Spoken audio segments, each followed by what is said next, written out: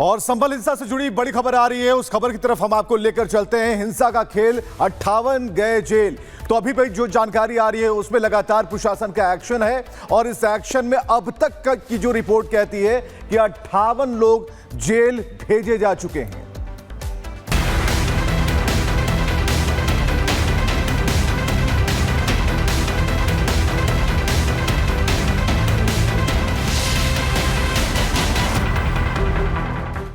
तो ताबड़तोड़ एक्शन जारी है। अब तक हमने कहा कि 58 लोग जेल जा चुके हैं और ये पोस्टर इसी बात की तस्दीक करता है। बड़ी खबर क्या है? बड़ी खबर है कि संभल में अतिक्रमण पर एक्शन जारी है। लगातार प्रशासन एक्शन ले रहा है और अब तक की जो कार्रवाई है उसके तहत उससे जुड़ी तस्वीरें आपके सामने हैं और एक्शन लगातार जारी है। और यहां पर देखिए, जो वहां प्रशासनिक जो लोग हैं वहां पर पहुंचे हैं। मस्जिद के पास से 12 और अवैध दुकानें हटेंगी, ये एक बड़ी जानकारी हम आपको बन रहे हैं। एक मीटिंग वहां बिठा दी गई है, राय शुमारी जारी है और जो तर्क संगत, कानून संगत जो बात है वो की जा रही है। जो बड़े अधिकारी हैं लगातार उस स्पॉट पर पहुंचकर मुआयना कर रहे हैं। वो प्रथम दृष्टया प्रतीत होता है कि वो दुकानें सड़क पर बनाई गई हैं, तो उसके संबंध में ये बैठक बुलाई गई थी कि आप लोग उसको देख लें और स्वतः उसको संज्ञान लेकर हटा दें। कितनी कुल दुकानें हैं, किन लोगों ने बनाई, क्या कुछ साफ हो पा रहा है? कुल 12 लोग हैं जिन्होंने दुकानें, 12 दुकानें। कौन इनका किराया लेता होगा? क्या इनके द्वारा बताया गया कि इसमें जो 11 दुकानें हैं उनका किराया जो पीछे मस्जिद है उस मस्जिद के द्वारा लिया जाता है।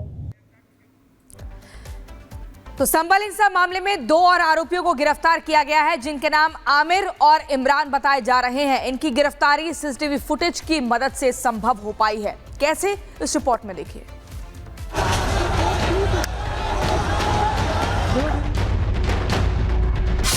24 नवंबर संभल में 24 नवंबर को भड़की हिंसा के आरोपियों पर पुलिस का चाबुक लगातार चल रहा है। पुलिस अब तक 58 उपद्रवियों को सलाखों के पीछे पहुंचा चुकी है। सोमवार को पुलिस ने आमिर और इमरान को धर दबोचा। ये दोनों भी हिंसा वाले दिन पत्थरबाजी और आगजनी की घटना में शामिल थे। पुलिस ने दोनों ही आरोपियों की पहचान सीसीटीवी से की है, जिसके बाद दोनों को गिरफ्तार किया गया। फरार आरोपियों की तलाश जारी है और पुलिस का दावा है कि जल्द ही हिंसा के सभी आरोपी सलाखों के पीछे होंगे। थाना कोतवाली संभल क्षेत्र में विगत 24 नवंबर में हुई हिंसक घटना के संदर्भ में 2 अभियुक्तों को गिरफ्तार किया गया है। गिरफ्तार अभियुक्तों के नाम मोहम्मद आमिर अंसार पुत्र अंसार एवं इमरान पुत्र अली विराज निवासी कोटगरवी हैं। इन अभियुक्तों द्वारा विगत दिनों 24 नवंबर को जामा मस्जिद के निकट तोड़फोड़ एवं आगजनी की घटना कारित की गई थी। इन अभियुक्तों की गिरफ्तारी के साथ अब तक प्रकरण में 58 अभियुक्तों को गिरफ्तार किया जा चुका है। संभल हिंसा में शामिल आरोपियों की धरपकड़ जारी है। संभल पुलिस प्रशासन सीसीटीवी फुटेज और मुखबिरों के जरिए उपद्रवियों की पहचान कर उन्हें सलाखों के पीछे डाल रही है। संभल हिंसा में दर्ज हुई 12 एफआईआर। आपको बता दें, पुलिस ने संभल हिंसा मामले में कुल 12 एफआईआर दर्ज की है। गिरफ्तार लोगों में 14 साल की उम्र से लेकर 72 साल के आरोपी शामिल हैं। कई आरोपियों पर गंभीर धाराओं के आरोप लगाए गए हैं। वहीं एक एफआईआर में पुलिस ने सांसद जियाउर रहमान बर्क और स्थानीय विधायक के बेटे सुहेल इकबाल पर लोगों को भड़काने का आरोप लगाया है। संभल में जिस तरह प्रशासन लगातार एक्टिव है, उससे तो यही लगता है कि यूपी सरकार संभल की पूरी घेराबंदी कर रही है। हर रोज पैमाइश हो रही है। अवैध कब्जेदारों को नोटिस पर नोटिस दिया जा रहा है। मंदिरों की खोज हो रही है। सीएम योगी ने भी संभल पर अपना स्टैंड क्लियर कर दिया है। संकेत साफ है, संभल पर योगी ना रुकेंगे ना थमेंगे। वहां का माहौल इतना तनावपूर्ण किसने बनाया था? ये पत्थरबाज कौन थे? एक भी गिरफ्तारी बिना साक्ष्य के नहीं हो रही है। और याद रखना, जिसने पत्थरबाजी की होगी, जिसने माहौल खराब किया होगा, उसमें एक भी बचने वाला भी नहीं है। एक भी नहीं बचेगा। वहीं संभल में आजादी के बाद से जिस तरह हिंदुओं का उत्पीड़न होता रहा, उसे भी सबके सामने लाने की तैयारी है।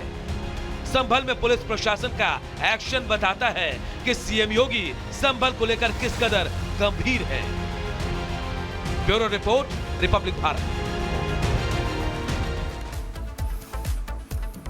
तो दिल्ली चुनाव में एक रहना और अनेक रहना, इसमें क्या फर्क है ये साफ तौर पर पता चल रहा है। लेकिन इंडी गठबंधन के भीतर से जो खबर आ रही है उसमें दरारें दिख रही है, दोफाड़ दिख रहा है और यहां कांग्रेस को छोड़कर सब एक हो जाना चाहते हैं, लेकिन कांग्रेस के साथ कोई जाना नहीं चाहता। एक छोटी सी रिपोर्ट दिखाते हैं जिसमें यह पता चलेगा कि ये इंडी वाले कैसे सामने बीजेपी से लड़ेंगे।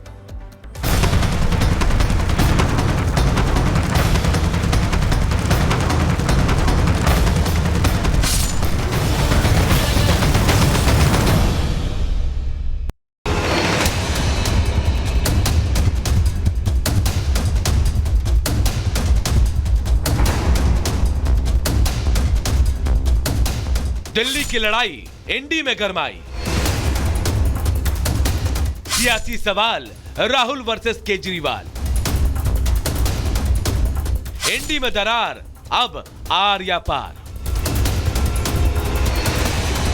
दिल्ली विधानसभा चुनाव की लड़ाई में मुकाबला भले ही त्रिकोणीय ना हो, लेकिन राहुल गांधी की एंट्री से यह और ज्यादा रोमांचक होता जरूर नजर आ रहा है।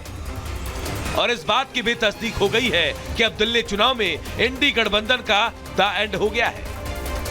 राजधानी के रण में राहुल गांधी ने कांग्रेस की ओर से मोर्चा संभाला तो सबसे पहले इंडी गठबंधन के साथी अरविंद केजरीवाल पर जमकर निशाना साधा। राहुल ने केजरीवाल पर करारा प्रहार करते हुए आरक्षण और जातीय जनगणना को लेकर चुनौती दी। केजरीवाल जी से पूछिए और उनसे कहिए कि वो रिजर्वेशन बढ़ाना चाहते हैं और वो जाति जनगणना करवाना चाहते हैं। केजरीवाल जी ने बहुत बड़ा प्रचार किया, भ्रष्टाचार मिटा दूंगा, पेरिस बना दूंगा। अब देखिए हुआ क्या। इस मौके पर राहुल ने केजरीवाल की तुलना पीएम मोदी से की और भ्रष्टाचार मिटाने, झूठे वादे और अडानी पर चुप्पी को लेकर घेरा। दिल्ली में अरविंद केजरीवाल जी ने भ्रष्टाचार मिटाया क्या? मिट गया। तो जैसे प्रचार नरेंद्र मोदी जी करते हैं मीडिया का, झूठे वायदे एक के बाद एक झूठे वायदे, वैसे ही स्ट्रेटेजी केजरीवाल जी की है। अब राहुल गांधी ने केजरीवाल को निशाने पर लेते हुए सवाल उठाया तो केजरीवाल ने भी जवाबी पलटवार करने में देरी नहीं की। केजरीवाल ने सोशल मीडिया प्लेटफॉर्म एक्स पर पोस्ट कर लिखा, आज राहुल गांधी जी दिल्ली आए, उन्होंने मुझे बहुत गालियां दी, पर मैं उनके बयानों पर कोई टिप्पणी नहीं करूंगा। उनकी लड़ाई कांग्रेस बचाने की है, मेरी लड़ाई देश बचाने की है। लोकसभा चुनाव के बाद इंडी गठबंधन के बीच दरार बढ़ती जा रही है, साथ ही विपक्षी गठबंधन के नेतृत्व को लेकर भी घमासान जारी है। ऐसे में अब ये सवाल उठ रहा है कि क्या इंडी गठबंधन में कांग्रेस को किनारे करने के दबाव के चलते राहुल गांधी को दिल्ली के चुनावी मोर्चे पर उतरने का फैसला करना पड़ा। और ये देखना भी अहम होगा कि राहुल गांधी दिल्ली में कांग्रेस को खोई उसकी जमीन वापस दिलाने में कितने सफल हो पाते हैं।